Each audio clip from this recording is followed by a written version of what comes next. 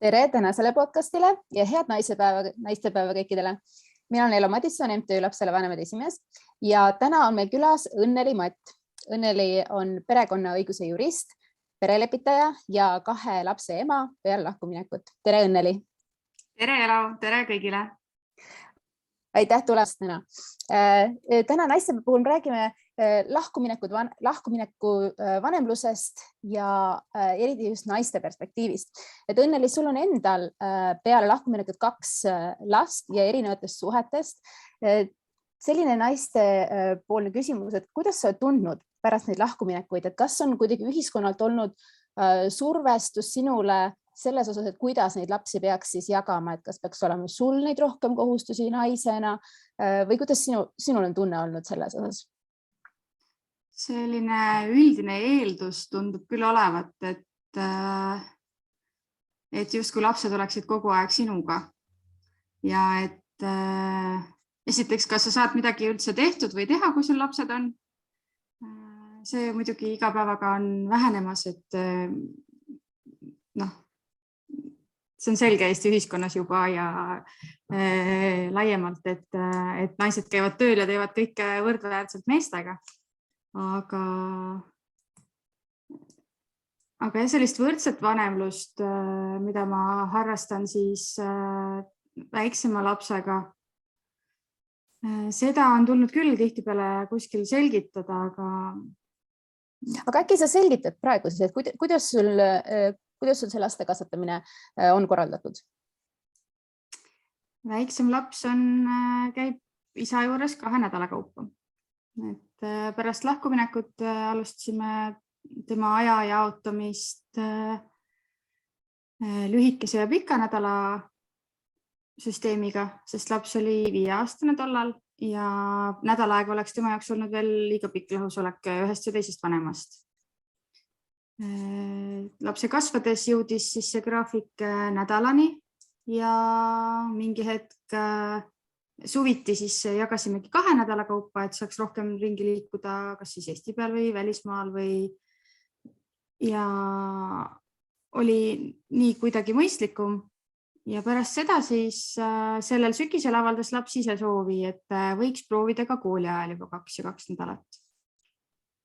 Nii et siis üks nendest lastest on sul umbes võrdväärsed, et veedab pool ajast sinuga ja pool ajast oma isaga.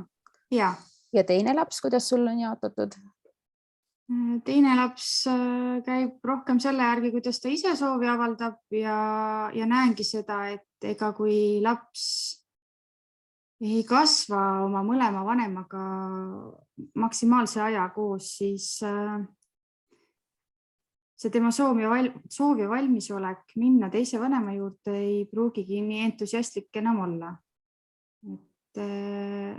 Tema on juba hakkab saama 13-aastaseks ja teda on raske suunata, et kas tema läheb või tema ei lähe, et tema otsustab üsna palju ikkagi juba ise. Ja tema ei käi nii tihti oma isa juures.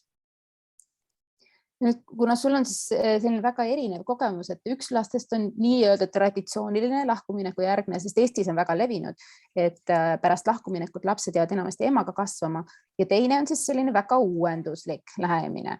Et kuidas sa tunned, nii-öelda sa poolekõnes mainisid, et kuidas on suhtumine, kui sa räägid oma sõpradega, töökaaslastega, oma perega, millised signaale sa saad ühiskonnalt?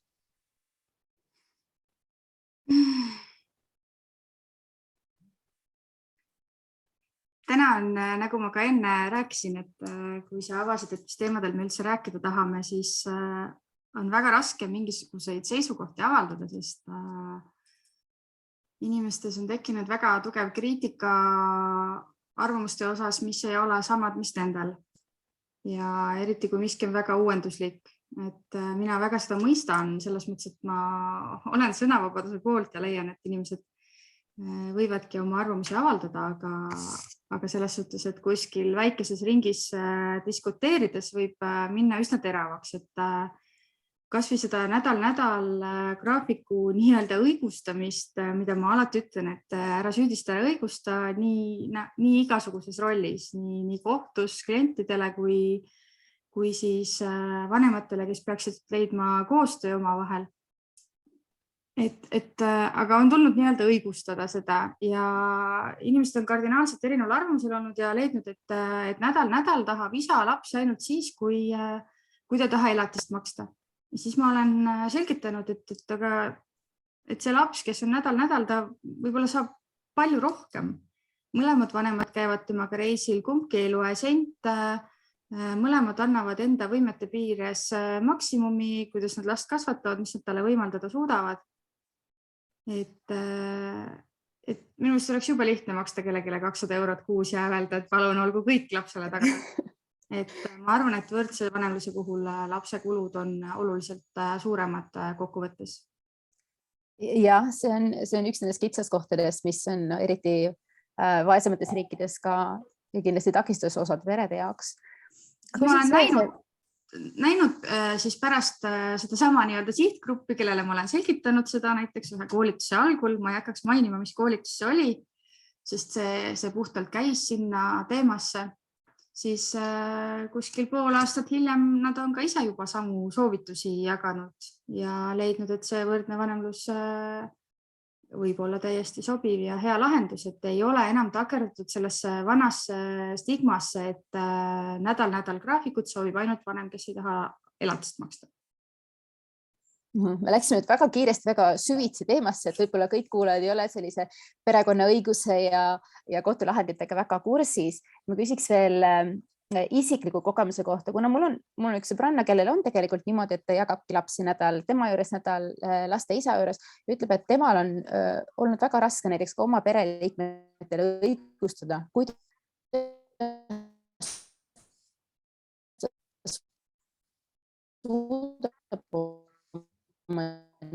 nii väikestest eemal olist töökaaslased vaatavad, milline isa. Te vaatavad ka perekonnad, et kuidas ta ikka saab hakkama nii väikeste lastega. Et sa mainisid siin poole sõnaga, et sa pead õigustama. Et kas sulle tundub, et seal on see meeste ja naiste vaheline erinevus, et võib-olla mehed ei pea õigustama, kui nemad selle samasuguse laste kasvatamise korraga võtavad endale? Ma arvan, et meestel tuleb ka seda nii-öelda selgitada, et õigustama ma ütlengi, et keegi iseennast ega kedagi teist ei peakski.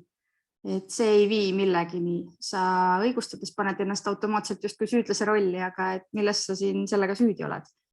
Kui isa jagab pool ja pool, siis ma usun, et nad kohtuvad ka küsimustega, et mis siis juhtus, et kus ema kadus. Et jah, aga ma arvan, et iga perekonna autonoomia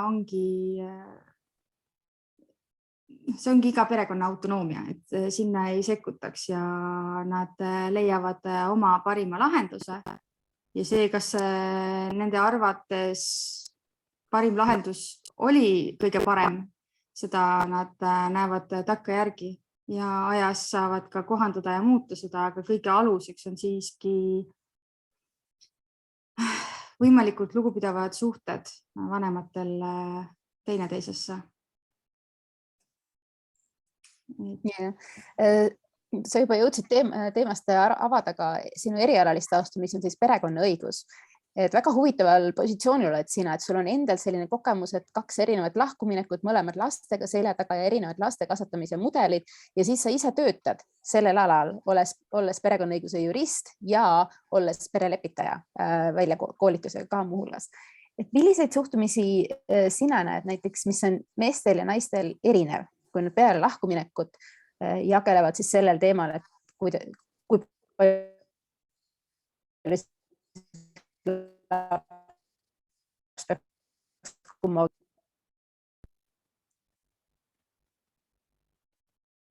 Ma ei kuulnud su küsimust, levi kadus ära.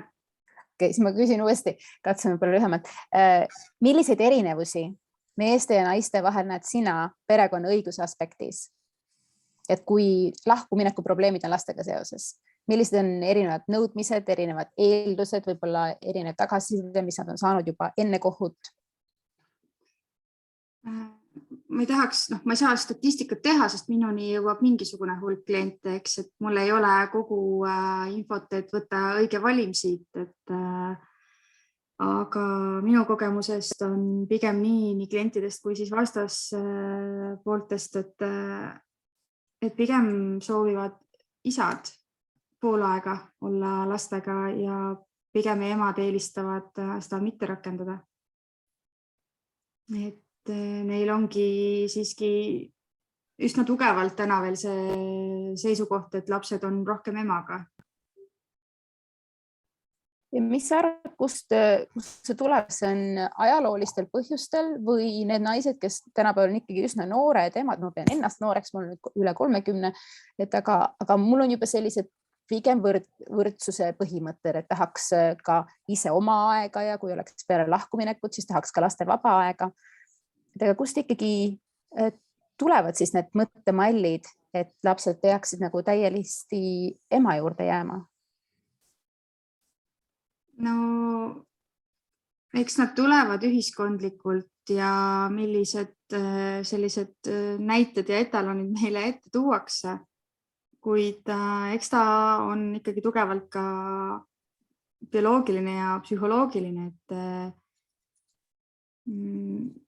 seda me muuta ei saa, et last kannavad naised ja last imetavad naised, et me ei saa selle tähtsust kuidagi pisendada, et see paratamatult seob lapsega väga tugevalt ja esimesed eluaastad võibki see side emaga olla tugevam. Et ei taha kuidagi ühtegi poolt ärritada, ei seda ema, kes ei taha last imetada ja tahab kohe tööle minna, ei taha ärritada seda isa, kes on lapsega isapuhkusel alates lapse sünnist. Et igasugune seisukoht sellistes küsimustes võib kedagi riivata. Aga minu hinnang on ikkagi pigem see, et me ise peame hästi palju kasvama ja suutma ennast ka lapsest lahti lasta, et see, et me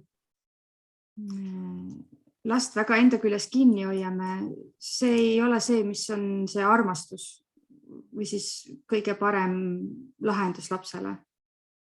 Et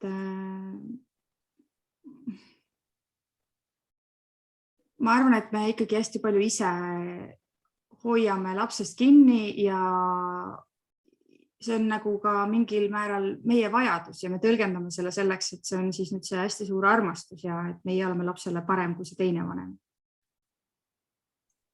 Et sa arvad, et see, kui üks vanem tunneb väga suurt armastust lapsele, siis see võib minna osaliselt segamini sellega, et ta arvab, et see tema armastus ongi lapsele parim armastuse vorm, kuigi tegelikult lapsele võib-olla oleks parem saada mõlemalt poolt pool armastust kokku või?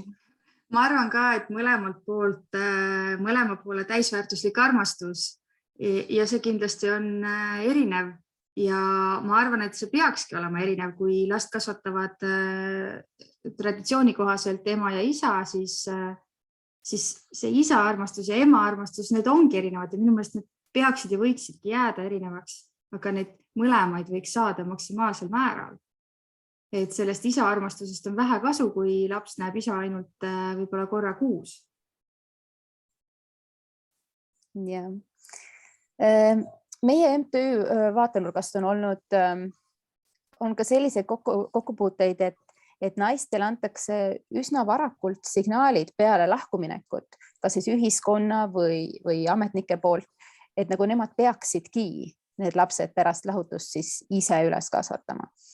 Et kuidas sul on selle kogemus, et kui väga need emad siis tunnevad enda sisemiselt, et nemad tahavad neid lapsi siis võimalikult palju enda armastused kokku puutuda ja kui palju nad annavad järgi ühiskonnale. Et kui näiteks sinu ema ja vanaema ja sinu enda pereliikmed üritavad sulle või nagu nende partnerlik on see, et peaksid lapsed olema sinu kui ema juures, et kui väga see inimesi mõjutab versus see, kui palju nad sisemiselt ennast tunnevad selle arvamusega seoses.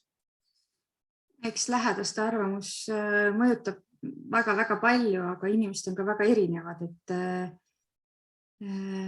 ja kultuuriti erinevad, et võib-olla eestlanna jaoks on ema arvamust teda võib-olla nii palju ei mõjuta, kui näiteks võib-olla venelanna jaoks.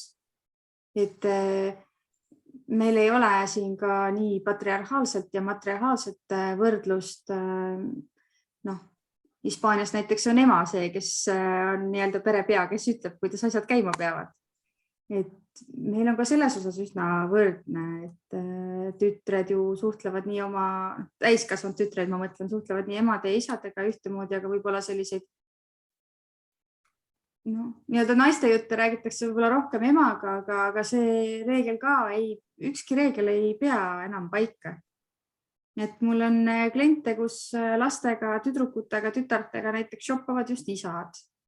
Ja seal ongi näiteks elatise vaidluses teema, et tegelikkuses lapsed käivad alati isaga riided valimas ja neil on isaga see shoppamine. Emale ei meeldi näiteks shoppata.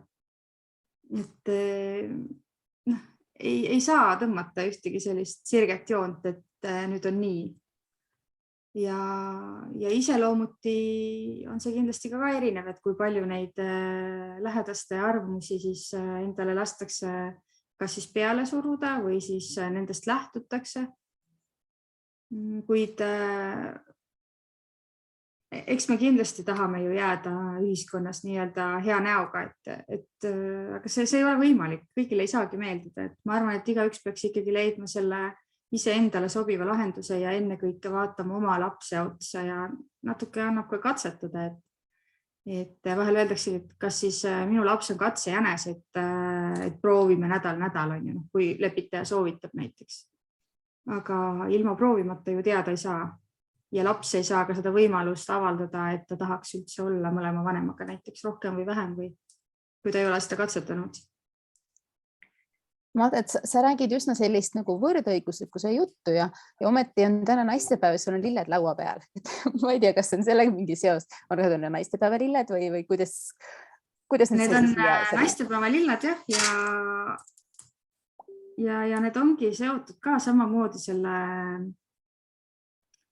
ma ei tea, kas need on võrdõiguslikkusega seotud, aga ma võin, igaüks saab oma järeldused siis võib-olla ise teha, et ei pane teistele oma... Tuleb nagu on põnev lugu, jaga. Et täna oli siis üks ümarlaud lastekaitses Mustamäel. Liiklus on ka üsna lumine meil siin ja läheb aeglaselt. Kiirustasin tagasi siis sealt ümarlaualt siia, et meie podcasti teha büroosse. Ja mind ootasid lilled ja eile näiteks jäi üle andmata selle nädala paar õpikut, mis lapsel veel vaja läheb. Eile ta läks siis pärast koolipäeva isa juurde 8 nädalaks. Ja siis oligi isa jõudnud järgi, ma pakkisin need asjad kokku. Mind polnud isegi kohal, piisas SMS-ist, et olen ümarlaual, aga kott on esikus. Ja koju tulles siis kott oli võetud lapsele tema vajalike asjadega ja ootasid siis naistepäeva lilled. Et meie siis eksabikaasaga oleme väga püüdnud seda eeskuju lastele anda, et tähtpäevasid meeles pidada ja isegi kui on olnud nii-öelda tormisemaid päevi, siis olenemata, mis kumbki teisest inimesest parasjagu arvab, siis lapsele eeskujuks ikkagi peetakse meeles sünnipäevasid ja naistepäevasid, isadepäeva, emadepäeva, et me ise ju kasvatame nendest lastest ühiskonnaliikmed ja kuidas nemad teistesse inimestesse suhtuvad ja käituvad ja kui me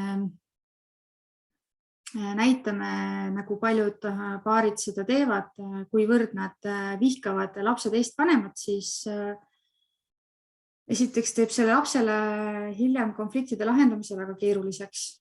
Suhtumise teistesse inimestesse ja ennekõike siis on seal küsimus selles, et sellega me lõhume lapse identiteeti, mis ju koosneb mõlemast vanemast. Et niimoodi need lilled jõudsid ühesõnaga siia. Aitäh jagamast seda isiklikku väga põnevat olukorda, kus teil seal kodus on niimoodi hea läbisaamine. Mul tundub, et sa mainisid, et lapsel on hea üks asi ja lapsel on hea teine asi, et see on hästi lastekeskne lähenemine, mis sul endal isiklikult tundub olevat. Tahaks küsida nüüd lõpetuseks, et erialaliselt sa ei puutud kogu klientidega ja nendel võib olla täiesti teine arusaam sellest, kuidas asju lahendada. Mida sina teed professionaalina nendes olukordades, kui sinu isiklikud väärtused lähevad tegelikult üsna vastupidi kliendi väärtustega? Ma arvan, et paljudel on selline situatsiooni tööolukorras, et võib-olla perekonnaõiguses veel eriti. Juristil-advokaadil on see jah, üks keerulisemaid aspekte selle töö juures, selle valdkonna juures, et oma väärtused võivad olla täiesti erinevad, kuid nagu sa ka kenasti esile tõid, et on lapsekeskne lähenemine ja ma leiangi, et sinna tulebki lapsevanematel kasvada, niikaua kui meil on ikkagi alaealised lapsed, siis jah, me peame enda huvisid ja rahulolu ka hoidma täidetuna, aga vähemalt minu jaoks on esimene ülesanne number 1 on olla ema ja teha seda võimalikult hästi. Tihti tunnen, et olen täiesti läbi kukkunud ja julgen seda ka avaldada.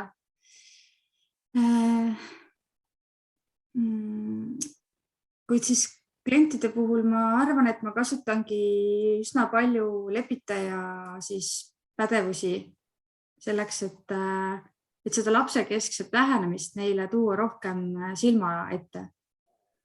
Et neid võib-olla natuke kaugendada nende enda mingisugustest kinnivõetud mõtetest, lahustada seda viha, et see kõik muidugi on juba teraapiatöö, aga natukene ma oma töös paraku pean neid psühholoogilisi meetodeid ka kasutama.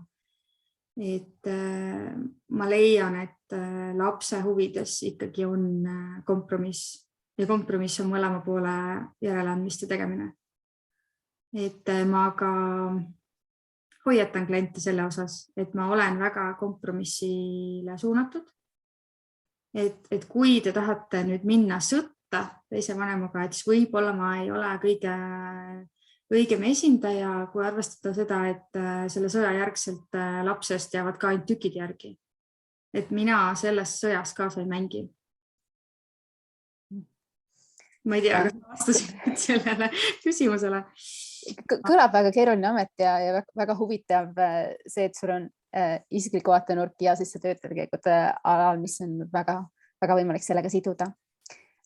Soovin tänada Õnneli meil külas käimast ja jagamast oma kogemusi ja oma erialast natukene rääkimast. Ja kõigile kuulajatele soovin jällegi head naistepäeva ja loodame kohtuda teid järgmisel podcastil. Ilusat naistepäeva kõigile ja sulle elu. Aitäh, Õnneli, sulle ka. Nägemist. Nägemiseni.